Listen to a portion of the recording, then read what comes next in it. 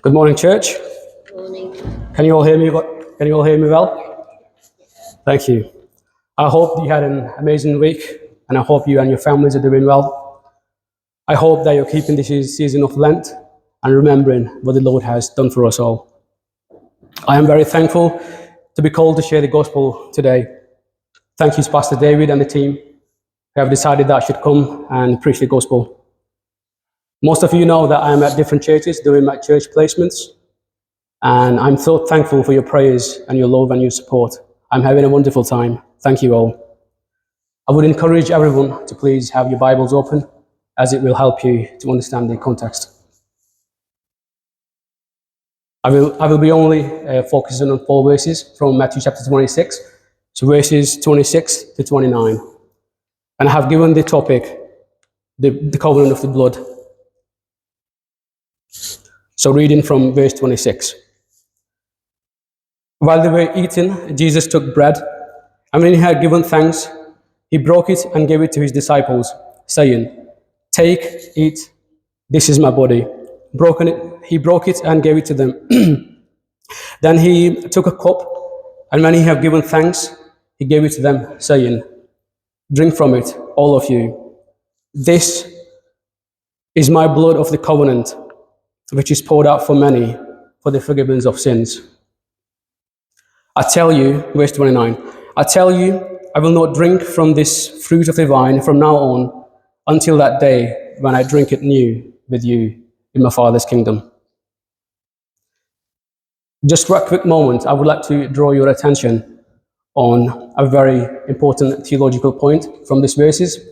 I will be reading the same passage, but from a different gospel, from the Gospel of St. John. So if you could all turn to the Gospel of John, chapter 13, verses 26 and 27.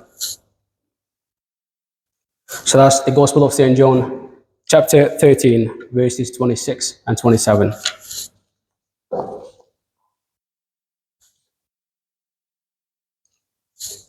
It says, Jesus answered, "This is the one to whom I will give this piece of bread when I have dipped it in the dish." Then dipping the piece of bread, he gave it to Judas, the son of Simon Iscariot. As soon as Judas took the bread, Satan entered into him. Many churches, many congregations around the world participate in the Holy Communion by dipping the bread in the wine. Participating this way is not a good way to remember the Lord. Only Judas was given the bread by dipping it in the wine. And as soon as he took it, Satan entered into him. So let's go back to our main topic, the blood of the covenant. To understand why the blood covenant was important and how the Israelites used to make covenants back in the early days. So a few points. So whenever the Israelites used to make agreements or promises between each other, they used to make a covenant by doing certain things. Sometimes they used to stack up stones together. Sometimes they used animal sacrifices and used the blood of the sacrificed animal to remember or to make an oath.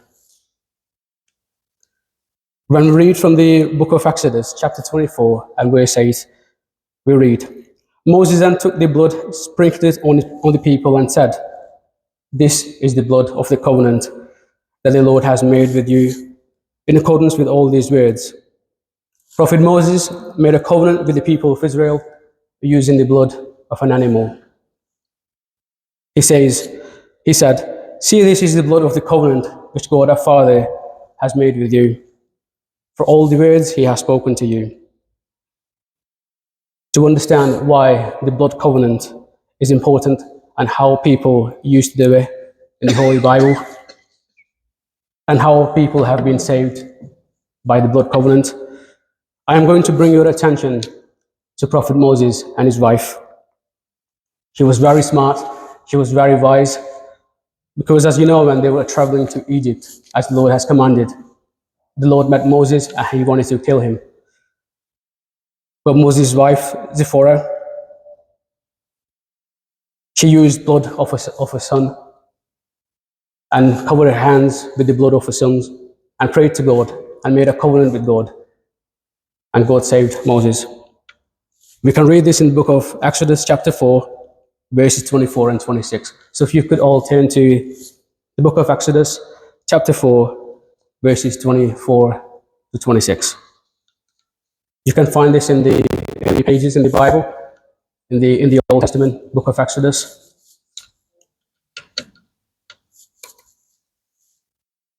So the book of Exodus, chapter 4, verses 24 to 26. It says, At the lodging place on the way, the Lord met Moses and was about to kill him. But Zipporah took a flint knife, cut off a son's foreskin, and touched Moses' feet with it. Surely you are the bridegroom of blood to me, she said. So the Lord let him alone. At that time, she said, bridegroom of blood, referring to circumcision. Even today, many wise women support and pray for their families and support their churches. Even in our churches today, most of the hardworking volunteers are women. And many of the women in our churches doing the same thing. And they are sitting on the benches today. I'm so thankful to God for their services, for their hard work, and for their dedication. They are the backbone of our churches. May God bless them and may God bless their families. Can we all have a round of applause for these hardworking women? Thank you. Thank you all for your services. I highly appreciate it. As you know, that yesterday was the International Women's Day. So I'm very thankful for the services that you are doing for the Lord. Glory to God for your work. Let us go back to the Word of God. Many scholars and theologians say that there was a custom in Midian, so this is the area where Moses used to live, and the surrounding areas, Midian and the surrounding areas, that during the time of marriage ceremony and other agreements or promises, people used blood and flesh of their sacrificed animal to make a covenant or to make an oath. In the old days, the heads of the tribes sometimes used to make small cuts on their hands and used to shake each other's hands while the blood was streaming out from their hands, and used to make agreement. It was like a blood covenant. You can see the photo behind me up on the screen. I'll ask somebody to put it on for you. So like this, in the old days, people used to make small cuts on their hands and used to make agreement, and used to swear an oath with each other. Likewise, during the time of marriage ceremonies, a bridegroom and a bride, they used to make small cuts in their hands to make a covenant of marriage. Even today, people living in Pakistan, in India, and the subcontinent, they remember this custom or they remember this ritual, but today they don't use that kind of method, but they use something called henna. I don't know if you're sure or if you know. It's like a tattoo thing. Most of the women here, they know what henna is. So they use that custom. They have kept that ritual alive. So they use this to remember that custom, to say that they are in a marriage covenant. You can see the photo behind. Yeah. So a bridegroom and a bride, they make a covenant with each other, saying that they are in a blood covenant. Even Prophet Solomon have said in Song of Songs, chapter 1, verse 14, my beloved is to me a cluster of henna, blooms in the vineyards of Engedi. The meaning of the word used in Hebrew language for henna is called kofar, which means to cover and to protect.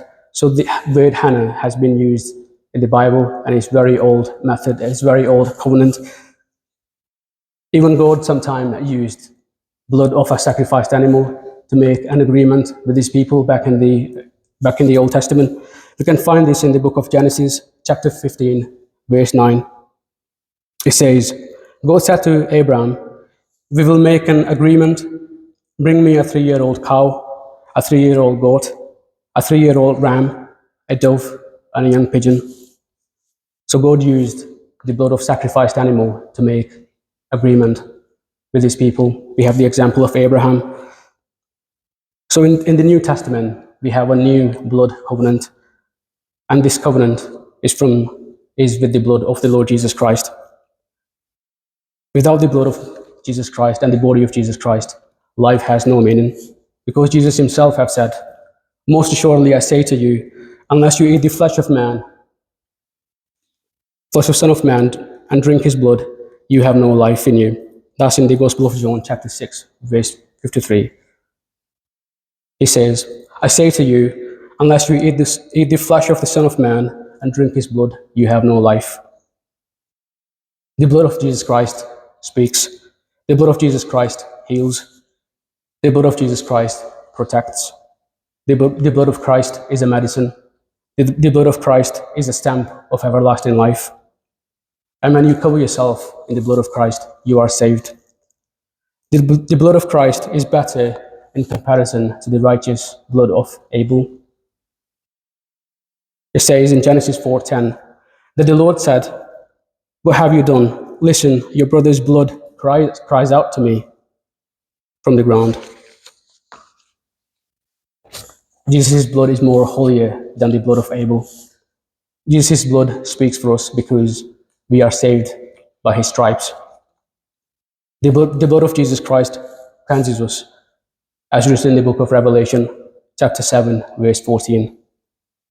It says, "These are they who have come out of the great tribulation. They have washed their robes and made them white in the blood of the Lamb." So the blood of the Lamb mentioned here is Jesus Christ, and we are cleansed by the blood of him. The covenant of the blood of Jesus Christ is an everlasting covenant. After the sacrifice of Jesus Christ, there is no need of any other sacrifice, animal sacrifices. As today, many religions and many communities around the world, they sacrifice animals, they sacrifice goats, sheep, lambs, you name it, all the animals they sacrifice to please their God. But there's no other sacrifice greater than the sacrifice of our Lord and Savior Jesus Christ. Because Jesus has said that it is he who takes people to heaven, because he says he's the truth, the life. No one can enter into the kingdom of heaven except through him. Our God is the Lord of his word. There is no other sacrifice holier than the sacrifice of our Savior. Apostle Paul even says in Hebrews chapter 13, verse 20, that now may the God of peace, who through the blood of eternal covenant brought back from the dead our Lord Jesus, the great shepherd of the sheep, through the blood of Jesus Christ, we are reconciled to God the Father. We can find this in 2 Corinthians chapter 5, verse 19. It says that God was reconciling the world to himself in Christ, not counting people's sin against them, and he was committed to us the message of reconciliation. Even back in the days, back in the Old Testament, Prophet Solomon have said in Song of Songs, chapter 4, verse 8, that, "Come with me from Lebanon, my bride. Come with me from Lebanon. Descend from the crest of Amana, from the top of Sinai, the summit of Hermon, from the lion's dens and the mountain haunts of leopards." Next time when you take Holy Communion, remember that you have been bought with a price. You have been bought with the blood of Christ himself. Remember that you are saved. Remember that you are the bride of Christ. Remember you are the citizens of heaven and you are the heirs of the kingdom of heaven. Remember and rejoice that the price of eternal life has been paid. Remember that it is Christ who is our sacrificial lamb. Remember that Jesus Christ's hands were pierced for our sins. Remember and rejoice that the battle has been won. Remember and rejoice that you are no longer sinners. Remember and rejoice that you have eternal life through him. Remember that you are a new creation in him. Remember and rejoice that the Holy Spirit resides in you because of the blood of Jesus Christ. Remember that you are healed. Whenever you take the Holy Communion next time, remember that you are in a blood covenant of Christ. Remember that there is nothing who can separate you from his love. Remember that you are his, and no one can snatch you from his hands. Hallelujah. Glory to be his name. May God bless me, my family. God bless you, and those who are watching this video. Amen.